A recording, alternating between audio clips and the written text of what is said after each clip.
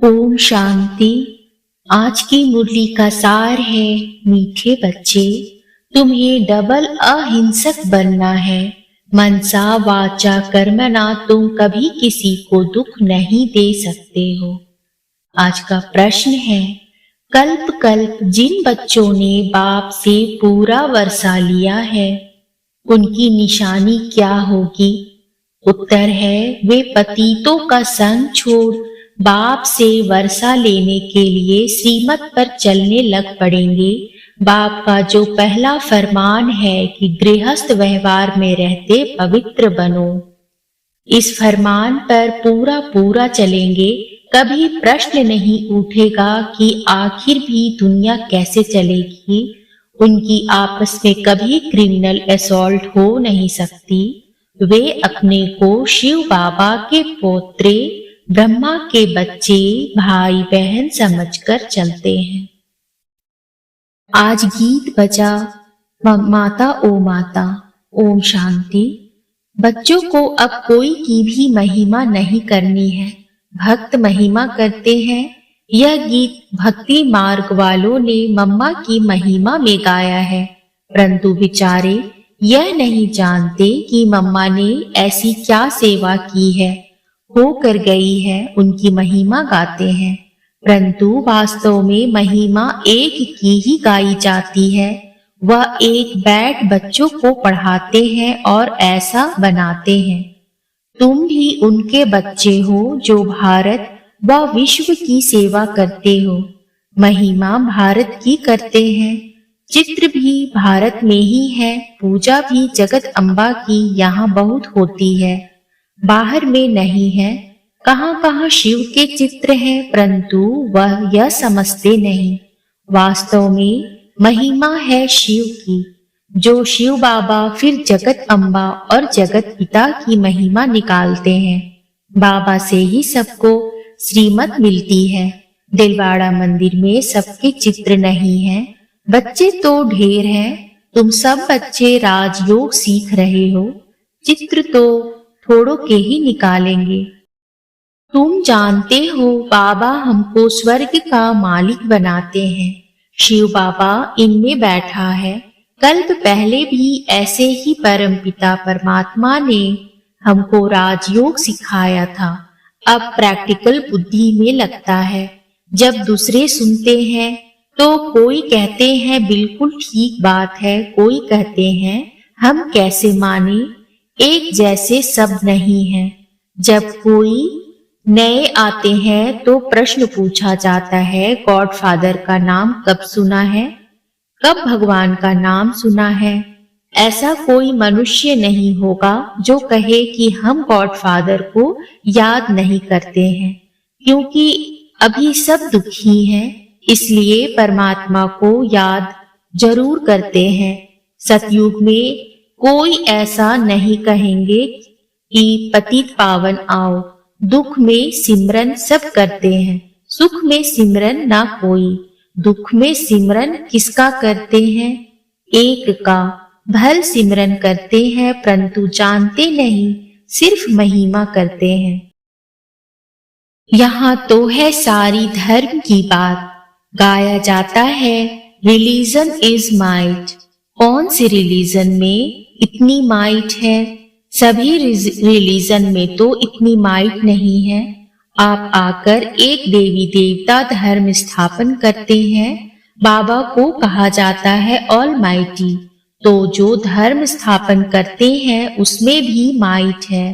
तुम जानते हो हम देवता धर्म वाले बनते हैं तो हमारे में कितनी माइट आती है।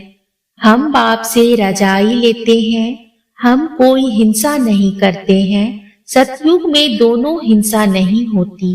एक काम कटारी की हिंसा, दूसरी किस पर क्रोध करना, कुछ बुरा अक्षर कहना, यह भी बाण चलाना है। इनको वायलेंस कहा जाता है। तुम किसको दुख नहीं दे सकते। बाबा कितना अच्छा सिखलाते हैं, सबको सुखी बनाओ। मुख्य बात काम कटारी चलाना, यह है सबसे बड़ी हिंसा। बंदूक आदि चलाना, मारना, वह भी हिंसा है।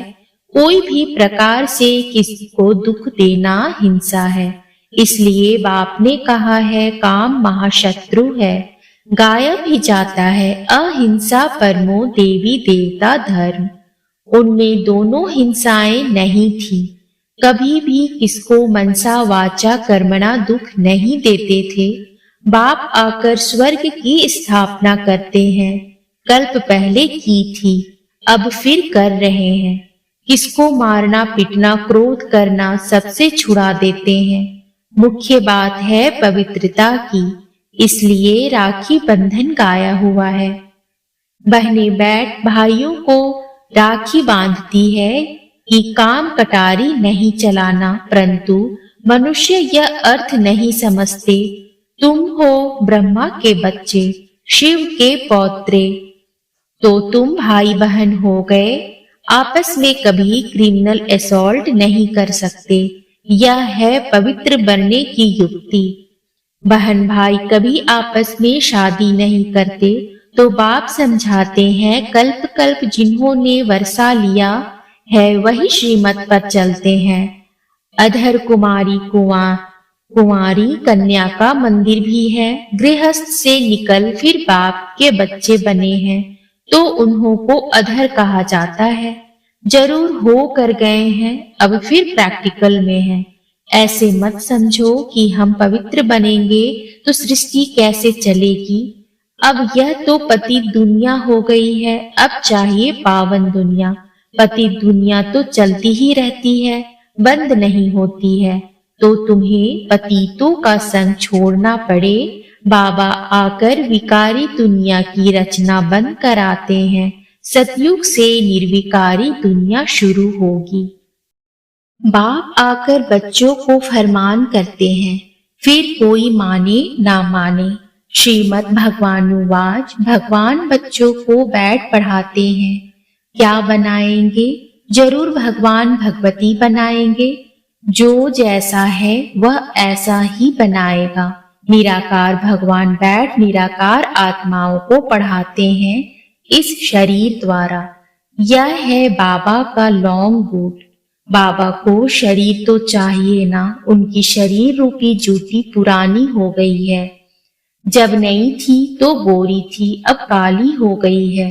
बाबा ने समझाया है तुम इस समय श्याम हो, फिर सुंदर बनते हो। इस समय हर एक श्याम बन गया है। उनको 84 जन्म लेने पड़े। श्री कृष्ण पहले सुंदर था, धीरे धीरे सुंदरता कम होती गई। श्री कृष्ण का चित्र भी है, नरक को लात मार रहे हैं और हाथ में स्वर्ग है। कहते हैं मैं स्वर्ग में सुंदर था और नरक में श्याम हूँ, तो लात मारता हूँ। जो भी सूर्यवंशी घराने के हैं वह सब सुंदर थे। सारी डिनाइस्टी राज्य करती थी, अब सभी काले बन गए हैं, इसलिए श्याम सुंदर नाम चला आता है। श्री कृष्ण की आत्मा ही पहले जन्म लेती है। श्री कृष्ण के साथ सारी राजधानी भी है। सभी पुरुषार्थ कर रहे हैं फिर से गोरा बनने का। कहते हैं काली दह में सर्प ने डसा, वह भी अभी की बात है। माया सबको डसती रहती है, माया ने सबको काला बना दिया है। बाप फिर से गोरा बनाते हैं। स्वर्ग में ऐसा होगा नहीं, वहां 21 जन्म सदा सुखी रहते हैं। अकाली मृत्यु कभी होता नहीं। अभी दैवी राजधानी स्थापन हो रही है। बाप आकर सबको राज्य भाग्य देते हैं और कोई धर्म स्थापन करने वाले राज्य भाग्य नहीं दे सकते। इब्राहिम बुद्ध आदि रजाई नहीं स्थापन करते हैं, वह सिर्फ धर्म स्थापन करते। फिर धर्म की विधि होती है। उनको वास्तव में गुरु भी नहीं कहा जा सकता, क्योंकि गुरु करते हैं सद्गति के लिए। वह तो आते हैं धर्म स्थापन करने, ना कि सद्गति करने। उनके पिछाड़ी उनके धर्म की आत्माएं नीचे उतरती है, तो गुरु भी वास्तव में कोई को कह न सके। सबकी सद्गति करने वाला एक शिव बाबा है। उनके लिए ऐसे नहीं कहेंगे कि वह जन्म लेते हैं। यह रॉन्ग हो जाता है। वह अवतार लेते हैं। जन्म लेना अर्थात गर्भ में आना। मैं गर्भ से जन्म नहीं लेता हूँ, अवतार लेता हूँ। परंतु कैसे आते हैं यह कोई समझते नहीं। मैं परमधाम से आकर इस तन में प्रवेश करता हूँ। मुझे शरीर तो चाहिए ना, और चाहिए बड़ा शरीर। छोटे तन से तो बात कर न सके। मैं अनुभवी रथ बहुत जन्मों के अंत के जन्म वानप्रस्थ अवस्था में आता हूँ। गीता में भी है कि मैं इनके जन्मों को जानता हूँ। यह अपने जन्मों को नहीं जानता था, अब तो जानते हैं। एक बार बता देता हूँ, पहले यह देवता था। 84 जन्म लेते लेते अंतिम जन्म में है, तब मैंने इनमें प्रवेश किया है। यह है कल्याणकारी जन्म। बाबा आकर इनके द्वारा पढ़ाते हैं, तो यह माता भी हो गई। वास्तव में यह है माता, परंतु सर्विस पिता के रूप में करते हैं, इसलिए मम्मा को निमित्त बनाया है। तुम बच्चे भी उनके साथ निमित्त बनते हो, सबको स्वर्गवासी बनने का रास्ता बताते हो। मनुष्य मरते हैं तो कहते हैं स्वर्गवासी हुआ, वह पुरुषार्थ नहीं करते हैं। हम तो स्वर्गवासी बनने के लिए पुरुषार्थ कर रहे हैं। सतयुग में लक्ष्मी नारायण थे, उन्हों को स्वर्ग का मालिक बनाने वाला कौन? जरूर नहीं थे, तब बनाया। इसमें तकलीफ की कोई बात नहीं है। बाबा सिर्फ राय देते हैं कि गृहस्थ व्यवहार में रहते इस अंतिम जन्म में पवित्र बनो। अब पुरानी दुनिया का विनाश होना है। सतयुग में रावण को जलाते नहीं। मनुष्य कहते हैं यह रस्म अनादि चली आती है, परंतु कब से चली जानते नहीं। द्वापर से रावण को जलाना शुरू किया है। रावण का कोई ठिकाना नहीं है, शिव बाबा का ठिकाना है परम धाम। रावण का धाम कहाँ है? वह सभी में प्रवेश कर लेता है, कोई एक ठिकाना नहीं है। जब रावण राज्य पूरा होगा, सभी पावन बन जाएंगे, फिर रावण का नाम निशान भी नहीं होगा। राम और रावण दो चीजें हैं। राम स्वर्ग स्थापन करते, रावण दुखी बनाते। मैं कोई सर्वव्यापी नहीं हूँ, रावण सर्वव्यापी है। फिर मैं आकर इन भूतों को निकालता हूँ। यह भूत ही सभी को दुख देते हैं। इन भूतों पर विजय पहनाकर स्वर्ग का मालिक बनाता हूँ। तुम बच्चे सभी स्वर्गवासी बनने के लिए पुरुषार्थ कर रहे हो। वह लोग कहते हैं स्वर्गवासी हुआ, तो फिर रोते क्यों हैं? वहां तो वैभव ही वैभव है। मनुष्य को स्वर्ग ही याद पड़ता है, परंतु पुनर्जन्म फिर भी नरक में ही लेते हैं। तुम जब सतयुग में हो तो पुनर्जन्म सतयुग में ही मिलता है। अब नरक बदल स्वर्ग आने वाला है, दुख की दुनिया बदल सुख की दुनिया आने वाली है। अब स्वर्ग की सदगति दाता आया है, सबको सुखी करने के लिए। अच्छा, मीठे मीठे सिकील दे बच्चों प्रति माता पिता बाप दादा का याद प्यार और गुड मॉर्निंग। रूहानी बाप की रूहानी बच्चों को नमस्ते। रूहानी बच्चों की रूहानी बाप को नमस्ते नमस्ते नमस्ते बाबा नमस्ते। धारणा के लिए मुख्य सार है, पहला, डबल अहिंसकपन, मन वचन कर्म से किसी को भी दुख नहीं देना है, पवित्रता की सच्ची राखी बांधनी है। दूसरा है, पतितों का संग छोड़ एक बाप के फरमान पर ही चलना है। स्वर्ग का मालिक बनने के लिए भूतों पर विजय प्राप्त करनी है। आज का वरदान है, हर कर्म का बोझ बाप पर छोड़ स्वयं ट्रस्टी बन रहने वाले डबल लाइट फरिश्ता भव। हिम्मत रखने वाले बच्चों को बाप दादा सदा ही मदद करते हैं। बच्चे श्रेष्ठ संकल्प करते और बाप हाजिर हो जाते। सिर्फ बाप के ऊपर सारा कार्य छोड़ दो तो बाप जाने कार्य जाने। खुद अपने ऊपर जवाबदारियों का बोझ नहीं उठाओ, ट्रस्टी बनकर रहो तो सदा हल्के डबल लाइट फरिश्ता बन उड़ते रहेंगे।